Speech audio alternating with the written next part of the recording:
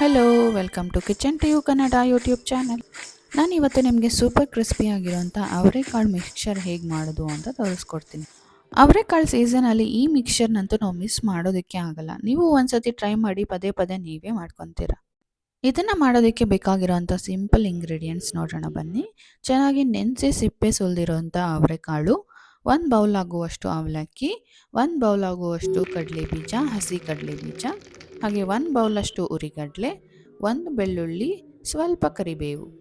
ಈಗ ಒಂದು ಕಡಾಯಿ ಇಟ್ಕೊಂಡು ಅದರಲ್ಲಿ ಎಣ್ಣೆನ ಆ್ಯಡ್ ಮಾಡ್ಕೊಳ್ಳಿ. ಎಣ್ಣೆ ಚೆನ್ನಾಗಿ ಕಾಯಬೇಕು, ಅಲ್ಲಿವರೆಗೂ ವೆಯ್ಟ್ ಮಾಡಿ.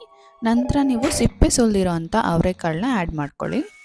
ನೋಡಿ, ಅವರೆಕಾಳು ಫ್ರೈ ಮಾಡೋವಾಗ ಸ್ವಲ್ಪ ಪೇಷನ್ಸ್ ಇರಬೇಕು. ನಿಧಾನಕ್ಕೆ ಸ್ಲೋ ಆಗಿ ಫ್ರೈ ಆದ್ರೇ ಆ ಕ್ರಿಸ್ಪಿನೆಸ್ ಅನ್ನೋದು ಬರೋದು.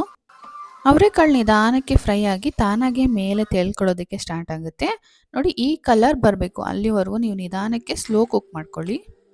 ಎಲ್ಲ ಅವರೆಕಾಳನ್ನು ಒಟ್ಟಿಗೆ ಆ್ಯಡ್ ಮಾಡಿಕೊಂಡು ಬೇಯಿಸ್ಕೊಬೇಡಿ, ಸ್ವಲ್ಪ ಸ್ವಲ್ಪನೇ ಆ್ಯಡ್ ಮಾಡಿಕೊಂಡು ನಿಧಾನಕ್ಕೆ ಫ್ರೈ ಮಾಡ್ಕೊಳ್ಳಿ. ನಾನಿವಾಗ ಮಿಕ್ಕಿರೋ ಅವರೆಕಾಳನ್ನ ಕೂಡ ಸೇರಿಸ್ಕೊಂಡು ನೀಟಾಗಿ ಫ್ರೈ ಮಾಡ್ಕೊತಾ ಇದ್ದೀನಿ.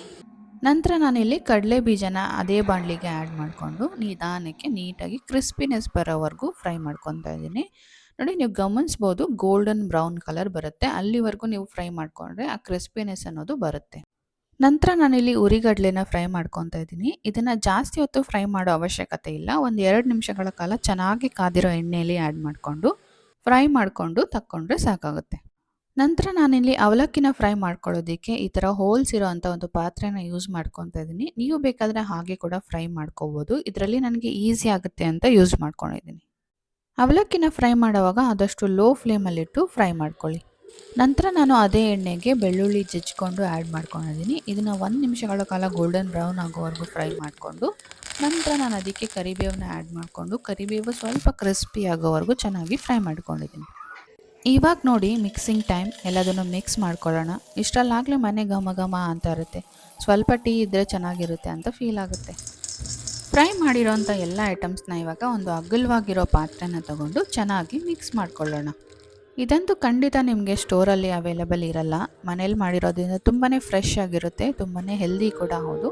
ಖಂಡಿತ ಒಂದು ಸತಿ ಟ್ರೈ ಮಾಡಿ. ಕೊನೆಯಲ್ಲಿ ನೀವು ಇದಕ್ಕೆ ಉಪ್ಪು ಮತ್ತು ಖಾರನ ಆ್ಯಡ್ ಮಾಡ್ಕೊಳ್ಳಿ. ಸ್ಪೈಸ್ ಲೆವೆಲ್ ನಿಮ್ಮ ಮನೆಗೆ ಎಷ್ಟು ಬೇಕೋ ನೋಡಿಕೊಂಡು ಆ್ಯಡ್ ಮಾಡ್ಕೊಳ್ಳಿ. ಇವಾಗ ನೋಡಿ, ಕಲ್ಲರು, ಟೆಕ್ಸ್ಚರು, ಕ್ರಂಚಿನೆಸ್ಸು ಎಲ್ಲನೂ ಪರ್ಫೆಕ್ಟ್ ಆಗಿದೆ. ನೀವು ಕೂಡ ಖಂಡಿತ ಈ ರೆಸಿಪಿನ ಒಂದ್ಸತಿ ಟ್ರೈ ಮಾಡಿ, ಹೇಗೆ ಬಂತು ಅಂತ ಮರೀದಿರ ನನಗೆ ಕಮೆಂಟ್ ಮಾಡಿ ತಿಳಿಸಿ. ಇಂಥ ಮತ್ತಷ್ಟು ಕರ್ನಾಟಕದ ರೆಸಿಪೀಸ್ಗೋಸ್ಕರ ನನ್ನ ಚಾನಲ್ನ ಸಬ್ಸ್ಕ್ರೈಬ್ ಮಾಡ್ಕೊಳ್ಳಿ. ಹಾಗೆ ಬೆಲ್ ಐಕನ್ನ ಕೂಡ ಕ್ಲಿಕ್ ಮಾಡ್ಕೊಳ್ಳಿ. Thanks for watching.